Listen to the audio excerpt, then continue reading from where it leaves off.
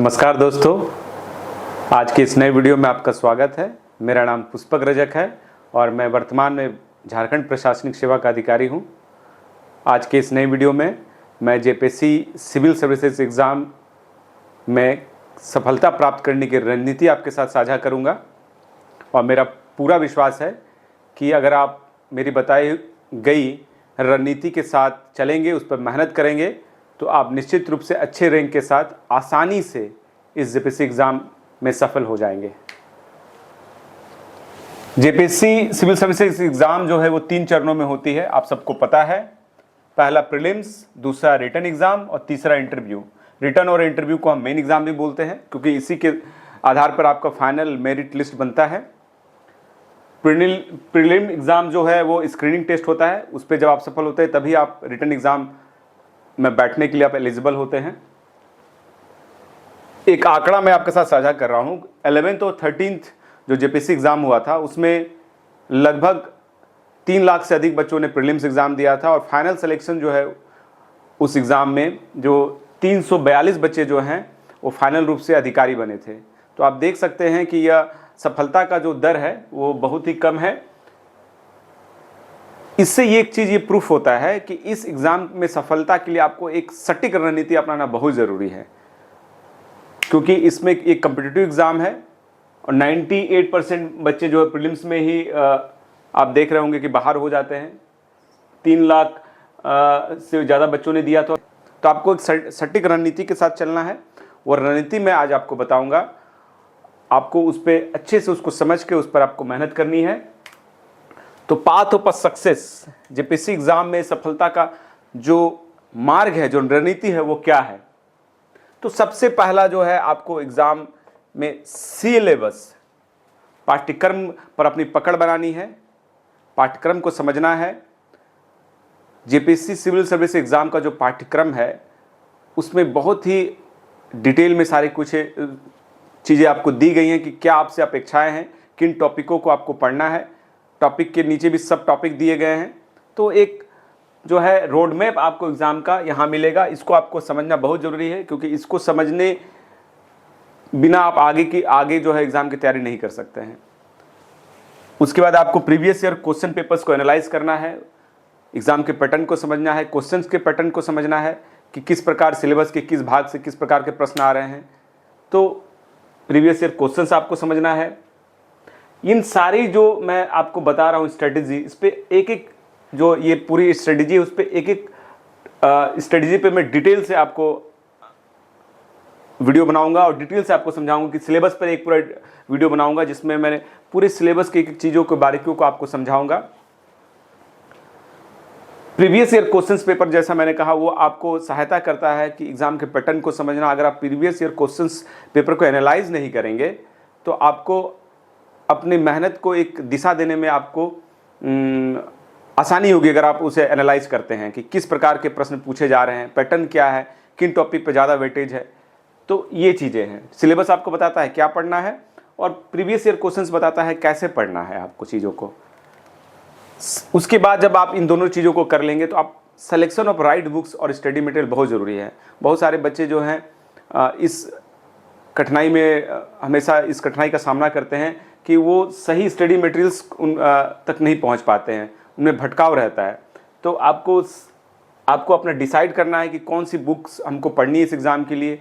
Books वैसी होनी चाहिए जो आपका पूरा सिलेबस कवर करता हो अच्छे से, और जो प्रश्न पूछे गए हैं या पूछे जा सकते हैं, संभावित है, वो सारे प्रश्नों का हल आप उस बुक्स में जो टॉपिक्स पे जो कंटेंट दिया उसको पढ़कर आप कर पा रहे हैं। तो ये एक आपका एक टेस्ट, लिटमस टेस्ट हो सकता है अच्छे बुक का। तो ये मार्केट्स में जो स्टैंडर्ड्स बुक्स है आप उसको उसी को पढ़ना चाहिए। इस पे भी मैं एक वीडियो बनाऊंगा कि जेपीएससी सिविल सर्विस एग्ज़ाम के लिए क्या राइट्स बुक्स और स्टडी मटेरियल हैं। उसके बाद नेक्स्ट आपका जो स्टेज आता है, चरण आता है रणनीति का, हुआ है कि उस स्टडी मटेरियल्स को आप इफेक्टिवली कैसे पढ़ें। ऐसे इस प्रकार पढ़ना है ताकि एग्ज़ाम का मेरा जो सिलेबस है वो कवर अच्छे से हो जाए और मैं अच्छा आंसर कर सकूँ। इस तरह का अध्ययन जरूरी है। अध्ययन तो सभी करते हैं, अध्ययन की सामग्री भी है, स्टडी मटेरियल्स भी है, लेकिन उसको इफेक्टिवली तरीके से करना आपको आना चाहिए, उस पर आपको वर्क करना चाहिए। तभी आपको एग्ज़ाम में अच्छे आंसर्स आप लिख सकते हैं और आपका अच्छा रैंक आएगा।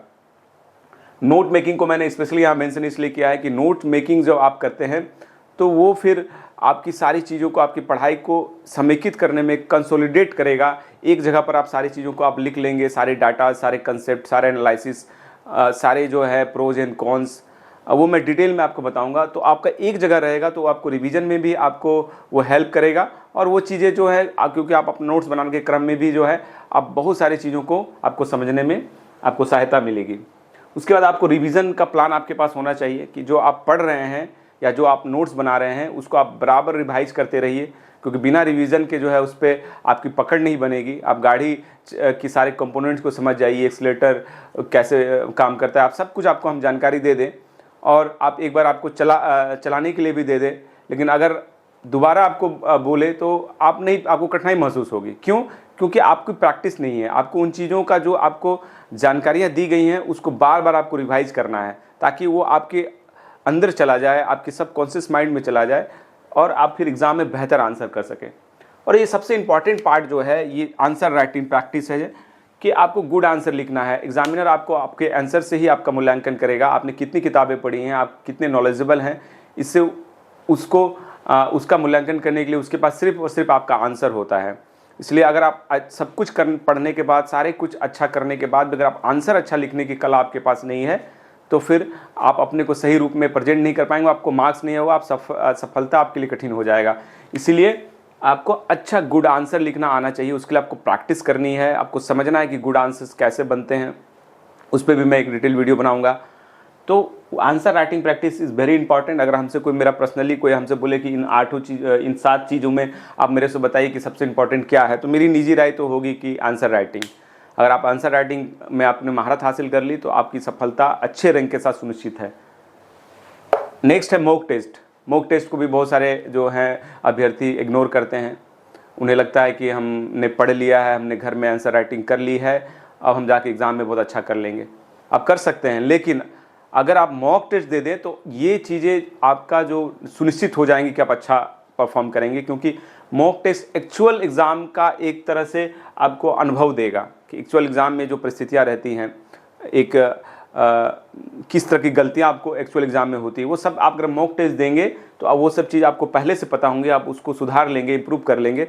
ये फाइनल एक ट्रेनिंग है, आपको एक ट्रेनिंग मिल जाएगी कि एग्ज़ाम, और जब आप मॉक टेस्ट देंगे तो आपका क्या स्थिति और अन्य जो उम्मीदवार हैं, अन्य जो अभ्यर्थी हैं, उनके साथ आपकी क्या स्थिति वो भी आपको पता चल जाएगी, और उसके हिसाब से आप अपनी तैयारी को धार और दिशा देंगे, इम्प्रूव कर लेंगे। तो समय पूर्व मॉक टेस्ट, एग्ज़ाम से पहले ही आप मॉक टेस्ट ले लीजिए ताकि आपके पास उसको सुधार करने का भी समय रहे। तो मॉक टेस्ट भी मेरे हिसाब से रणनीति का एक बहुत महत्वपूर्ण पार्ट है, जो आपको एक्चुअल एग्ज़ाम में आपको बेहतर करने में आपको बहुत ही हेल्प करेगा।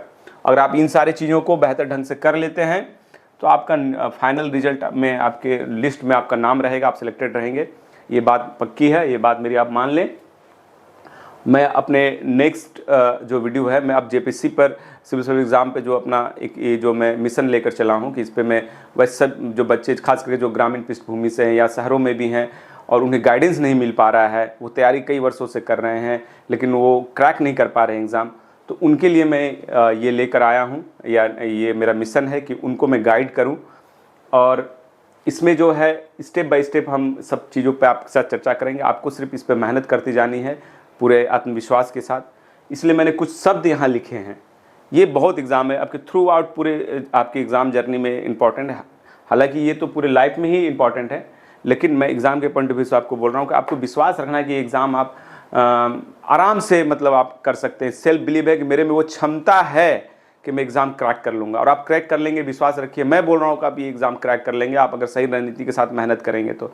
ये आपको विश्वास अपने बनाने, आपको निराश नहीं होना है, अपने काबिलियत पर आपको भरोसा रखनी है। अपनी छोटी छोटी उपलब्धियों को, पुरानी उपलब्धियों को याद रखिए और अपना आत्मविश्वास बनाइए और कड़ी मेहनत करिए। इसलिए हार्डवर्क है, इसका कोई ऑप्शन नहीं है। आपने सुना ही होगा कि कड़ी मेहनत का कोई विकल्प नहीं होता है। आपको मेहनत करनी है और मेहनत आप सही डायरेक्शन में करनी है। तो ये डायरेक्शन मैंने आपको बता दिया।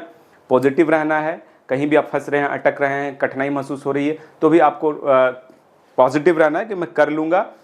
आपको थोड़ा सा रेस्ट लेना है, गैप लेना है, फिर से अपने आप को मजबूत करना है और लग जाना है जब तक कि नहीं होता है। कंसिस्टेंट रहिए। ये नहीं कि हम कंसिस्टेंसी का ये मतलब होता है कि लगातार आप एक ही लय में आपका अपनी तैयारी कर रहे हैं। ये नहीं कि आपने तैयारी बहुत अच्छे से शुरुआत की, फिर आप डाउन चले गए, अब फिर आपने समय देना कम कर दिया, या फिर उस फोकस के साथ जो आपको तैयारी करनी है वो नहीं कर रहे हैं। तो फोकस आपका एक लेवल का होना चाहिए, इंटेंस फोकस के साथ तैयारी करिए। समय भी आप जो दे रहे हैं उसको लगातार दीजिए, कम ज़्यादा मत करिए कि मेहनत में कभी कम कर दे रहे कभी ज़्यादा कर रहे हैं। इससे जो है आपको आपकी सफलता जो है करने में आपको आसान हो जाएगी, अगर आप कंसिस्टेंट रूप से आप अगर मेहनत करते हैं तो। और ये है परसेवरेंस भी बहुत इंपॉर्टेंट है, ये वर्ड बहुत इंपॉर्टेंट पूरे लाइफ में याद रखिए कि अगर आपने कोई चीज़ ठान ली तो उसको करके ही छोड़ना है। दृढ़ता होनी चाहिए कि अगर मैंने ठान ली कि एग्ज़ाम पास करना है तो ये और फियरलेस रहना है, आपको डरना नहीं है, असफलता से नहीं डरना है। अगर आप असफल भी हो गए तो भी नहीं डरना है। अगर आप असफलता से अगर डर जाएंगे तो फिर आप जो है अपना 100% नहीं दे पाएंगे अपनी तैयारी में। तो इसलिए आपको ये चीज़ आपका मेंटल प्रिपरेशन चलेगा, और जो बाकी उसके साथ जो एग्ज़ाम प्रिपरेशन है ये मैंने आपको बता दी। अब एक एक करके हम अपने आने वाले वीडियोस में आप सब पे डिटेल चर्चा करेंगे। आज के लिए बहुत बहुत धन्यवाद, नमस्कार।